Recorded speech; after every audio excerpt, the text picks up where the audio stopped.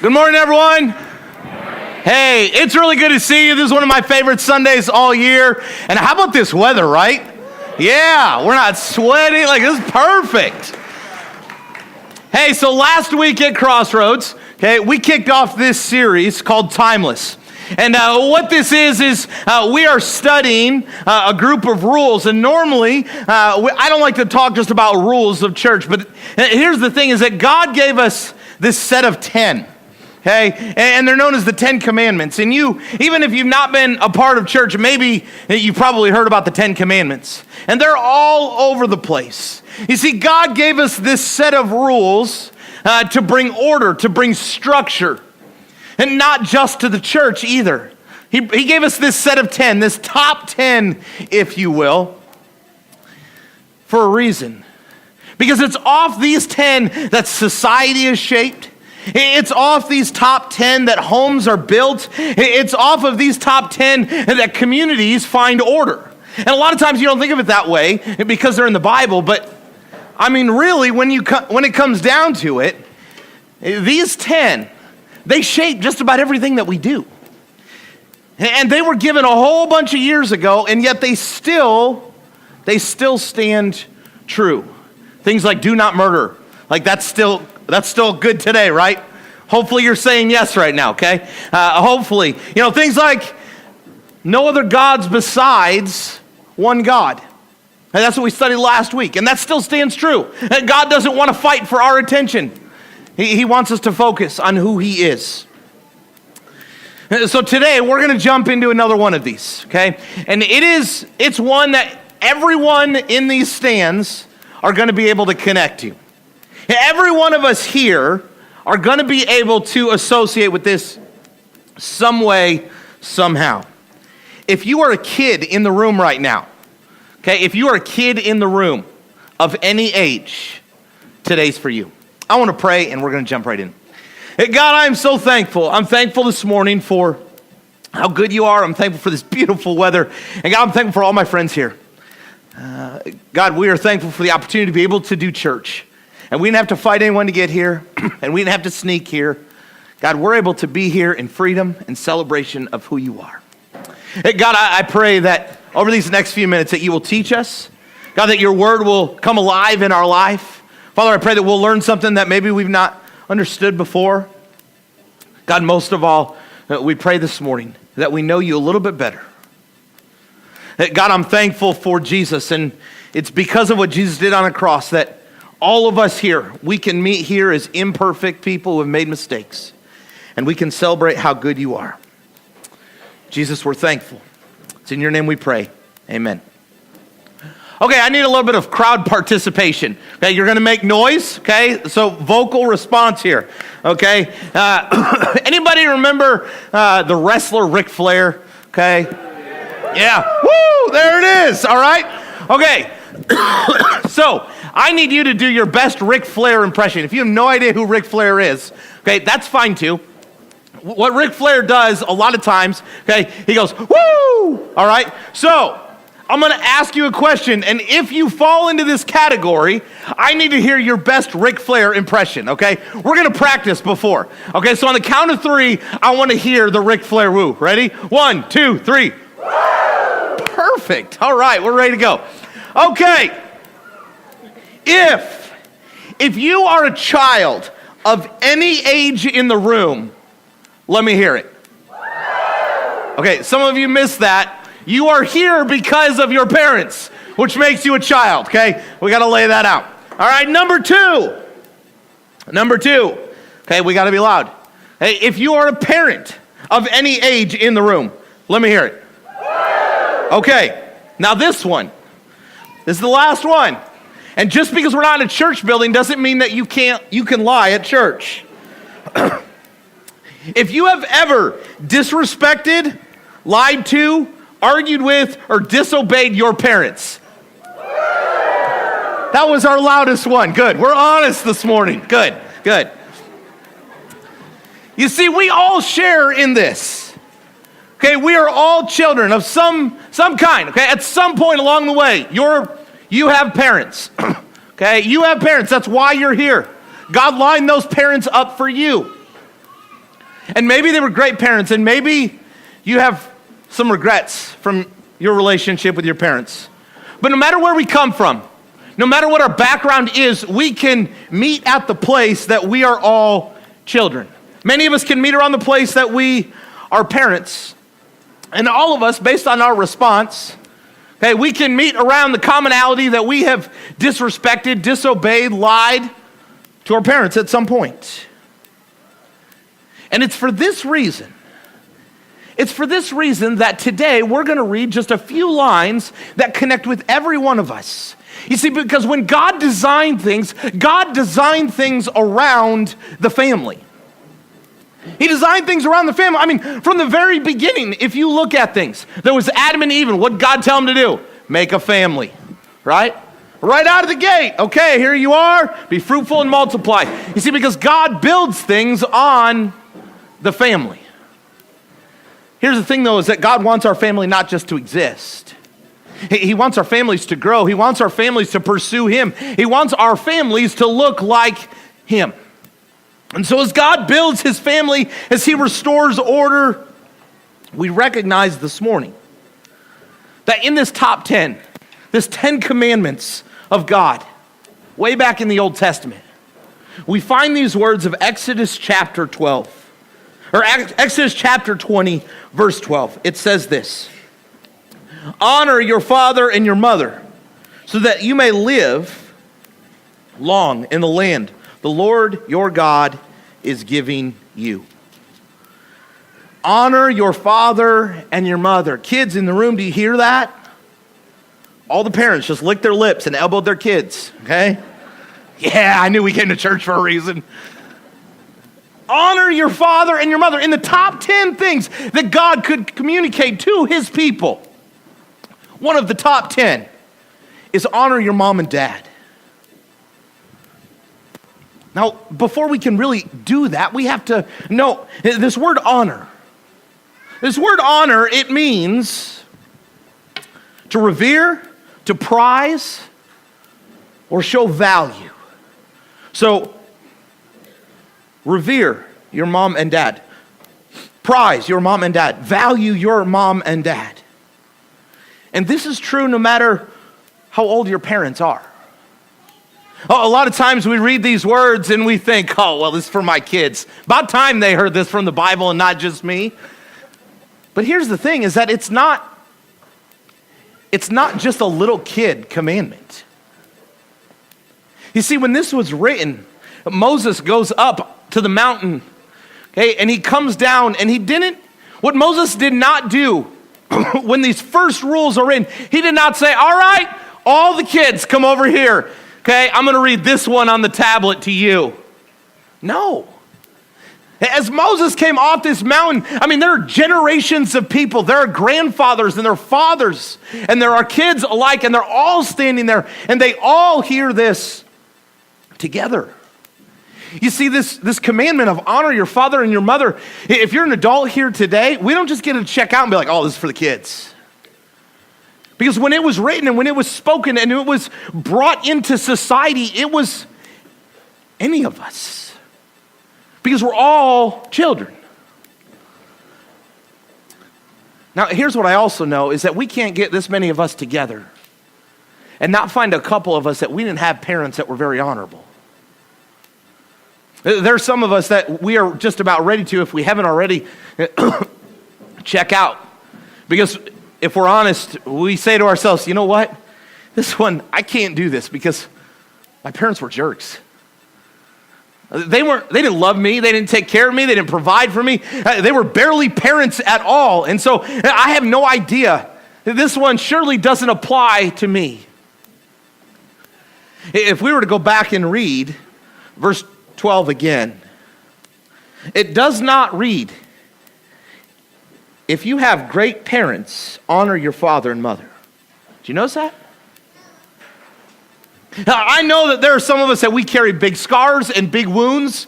We carry harsh memories and harsh words that echo and rattle around in our minds from our parents that we wish we could forget and we wish we could do over. However, that does not give us an out for what God teaches here this morning.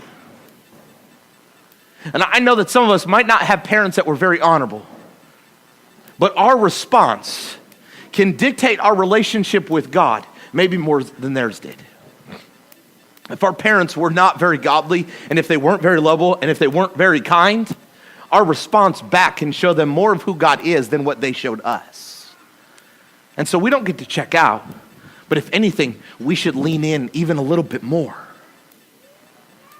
Okay, so how do we honor? How do we honor mom and dad? Okay, that's the question that sits on the table. We're going to talk about this. Matt, well, you got to tell us how. How do I do this? How do I honor my mom and dad? Hey, I want to offer 2 suggestions. Number one, how do we honor mom and dad? We respect them.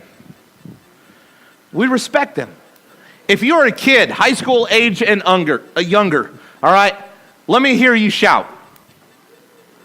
Okay, all of them are checked out. So parents, hit your kid, all right, and say, the preacher's talking to you, pay attention. Okay, so if you're a kid in the room, high school age and younger, all right, let me hear you shout. Good. Listen, what if you just shouted at me, I want to talk to you for a second. What the Bible means when it says respect your parents is pay attention to them when they're telling you something. Believe it or not, they do know what they're talking about.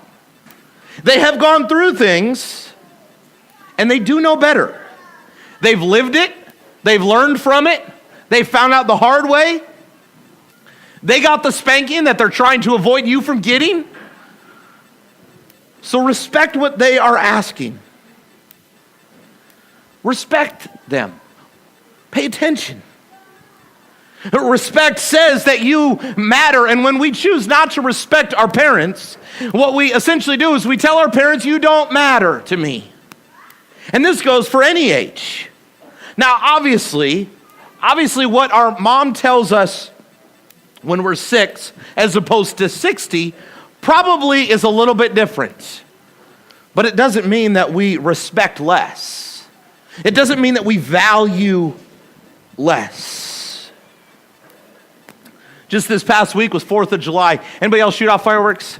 Yes, okay, yeah. We shot off a bunch of fireworks. I was talking to my mom on the way to shoot off fireworks. And what did my mom tell me? Someone tell me. Be careful. All the moms, all right, in unison, just spoke up. All right, yeah. My mom, as we're FaceTiming on the way over, she said, oh, just be careful. All right, Mom. You told me the same thing last year and the year before, and even the year when we threw fireworks into the fire. You know, you told me that every year. I don't know why you need to keep telling me. Yeah, that happened. So we're driving, and she says, oh, I just want you to be careful. I just want you to be careful. All right, Mom. Yeah, we're going to be careful. We've got a plan. We're going to set it up far away. We're not going to shoot anything at people. We're going to be careful. So it's over. I texted her the next morning. I said, we shot off all the fireworks. No one got hurt. And she says back to me, she says, oh, well, I prayed extra just so nothing would happen. What would not have been a good idea when my mom tells me to be careful is to say, Mom, you're ridiculous. A, she knows me well enough to know that she probably needs to tell me to be careful. But 2, it would have been disrespectful for me not to listen to her. Because in the long run, she's really just after my well-being, even as an adult. She wants what's best. We respect our parents. We speak kindly about them. If you're an adult, how do we respect our grown parents? We speak kindly to and about them. We show them consideration. We let them into our life. We make time. And when need to, we provide for them. All right, so to honor our parents, number 1, we respect them. And number 2, we listen. We listen. Proverbs chapter 6, verse 20 through 22 says, my son, keep your father's command and do not forsake your mother's teaching. Bind them always on your heart. Fasten them around your neck. When you walk, they will guide you. When you sleep, they will watch over you. When you awake, they will speak to you. Listen to your parents. This never made sense to me as a kid, and now as a dad, it makes a whole lot more sense. Listen to your parents. We can honor our parents if we listen to our parents. Kids, coming back at you. If your parents tell you to pick up your stuff, then pick up your stuff. Listen to them. If they tell you to get in the car, then get in the car. If they tell you to clean up your mess, clean up your mess. If they tell you to get your chores done, then get your chores done. If they tell you to look both ways, then look both ways. If they tell you to do your homework, then do your homework. If they tell you to be back by curfew, then be back by curfew. If they tell you it might not be a good idea to hang out with that crowd of people, then don't hang out with that crowd of people. If they tell you don't text and drive, then don't text and drive. If they tell you to date who you want to marry, then date who you want to marry. Listen. Listen. Pay attention to these words. And this is hard, isn't it? Like if you're a teenager in the room, this is hard. Because you know more than your parents, don't you? You're not going to admit it right now, but you think you do. I thought I did. It's hard sometimes. We live in a world that doesn't care much for these family rules, don't we? We live in a society, we live in a world that really doesn't respect authority in this way. Well, I mean, my parents are probably wrong, so I'll just do whatever I want. I don't need to honor them. They're not very honorable. Don Wilton describes our society like this. He says, we are living in a time when God is being humanized, genders are being neutralized, marriage is being ostracized, and children are being victimized. The family is being trivialized, fathers are being demonized, mothers are being marginalized, roles are being disenfranchised, and God's order is being vandalized. As much as I hate to admit it, I think he's right. Which means the only way to change that, and I believe this with all of my being, the only way to change the society that we are living in when it comes to the respect for our parents is for the church to step up and set the example. Is for Jesus people and God-honoring people to step up and honor your father and your mother the way that God teaches it. For us not to blend in and do what we want, but for us to respect and revere and prize the parents that God has given us, because God builds and structures everything on the family. You see, our truth for this morning is this: we honor God when we honor our parents. We honor God when we honor our parents. When we choose to respect and when we choose to listen, then we are honoring the God above. He didn't just write this in this top 10 just to make, family dinner time a little bit better. He put this in the top 10 because he says, listen, I want your family to succeed. I want your family to grow. I want your family to be honorable. I want your family name to be great. I want you to prosper. I do. I want your family to be good. And that happens when we, as godly people, choose to follow godly things, like honoring your father and your mother. This next week, there's going to be a lot of families all over these fairgrounds for the fair. There's going to be a lot of things going on. And this week, as a Jesus person, we have the opportunity to show an example of what this looks like. Kids, this week, listen to your parents. If you're not spending time around the fairgrounds this week, listen to your parents. And maybe for some of us who are older, if our parents are still around, maybe it means calling extra. Maybe it means writing a note. Maybe more than anything else, and this is for all of us, it means forgiving our parents. And I want to come back to the group of us that I talked to a few minutes ago that maybe we didn't have great parents. And we didn't have a great experience with our parents. Maybe the best thing that you can do this week to be godly is to forgive the way that God forgave you. To forgive your parents for what they said. Forgive your parents for what they did. Forgive your parents for maybe what they didn't do. To let go of the hurt that maybe we hold on to. And to say, you know what? For me to be a godly person, I need to recognize the timeless truth of God to honor my mom and dad. And even when they were not honorable, I want to be God honoring in my response. And so maybe this week it's respecting. And maybe this week as a family it's listening. And maybe for some of us it's forgiving. If we're to honor our mom and our dad, if we're to honor them, then we revere them, we prize them, and we value them. When I was in college, I came home and I didn't have a car. And so when I was in college, I borrowed my mom. It was over the summertime. I borrowed my parents' car. And I went out with some friends that night, and my dad told me, he didn't really give me a curfew. Hey, he said, don't be out all night. And I thought, oh, of course.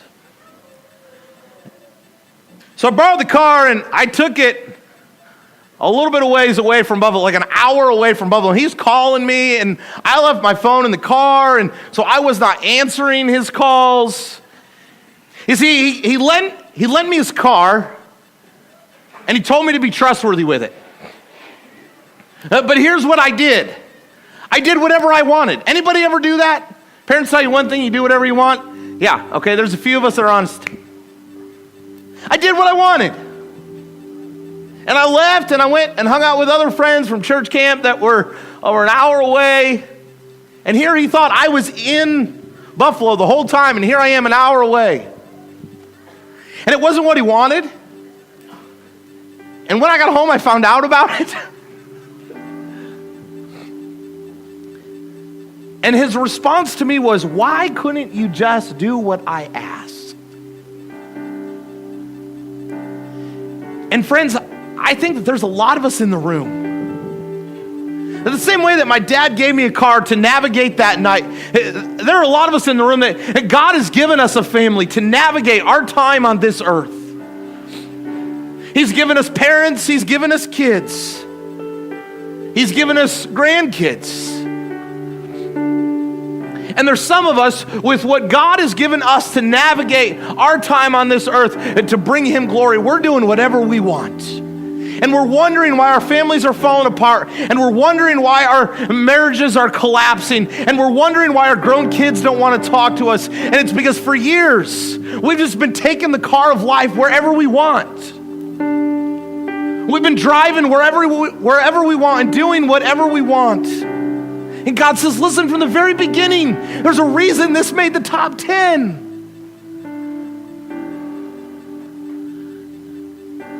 In 2 Corinthians, Paul is writing to this early church, and he describes God this way. He says, the Father of all compassion. You know what my dad let me do the next day? He let me drive the car. I didn't deserve to drive the car. He should have taken the car for like weeks, the whole summer, walked back to college, those things. But he let me drive the car, and he handed me the keys, and he just looked at me, and he said, please do what I ask. And friends, maybe this morning when it comes to your family, maybe this morning God is just looking at you and saying, just please do what I ask. Quit driving the car all over the place and wondering why things are falling apart. Just please do what I ask. Trust me with your family. Lead your family well. Just please do what I ask. Call your parents. Forgive your parents. Listen to your parents. Why don't we go ahead and stand together?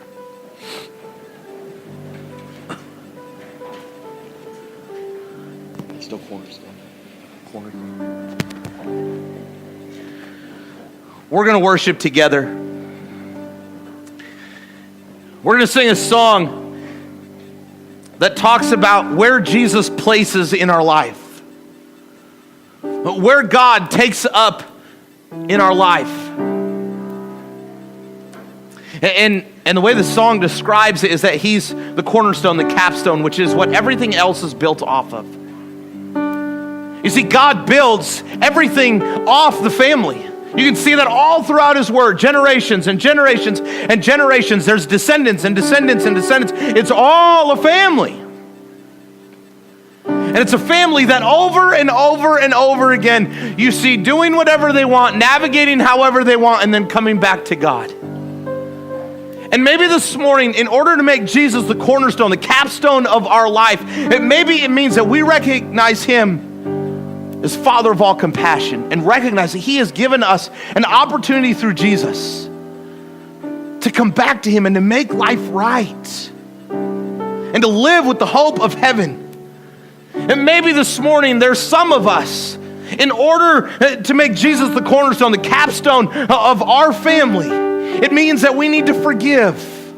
We need to say, I'm sorry. Maybe there's some of us in the room that as parents, we recognize that I'm not parenting in a very honorable way before God. And before we can expect our kids to honor us, we need to live in a way that honors God. And maybe this morning as we sing this song together, in order to make Jesus the cornerstone, the capstone, where everything else is built up from, it needs to be, God, help me to parent in a way that honors you. When we honor our parents, we honor God. Let us not navigate where we want, but let us listen to the words of our God, the creator of all this, when he says, honor your mom and dad, and just listen to me. Let's worship together.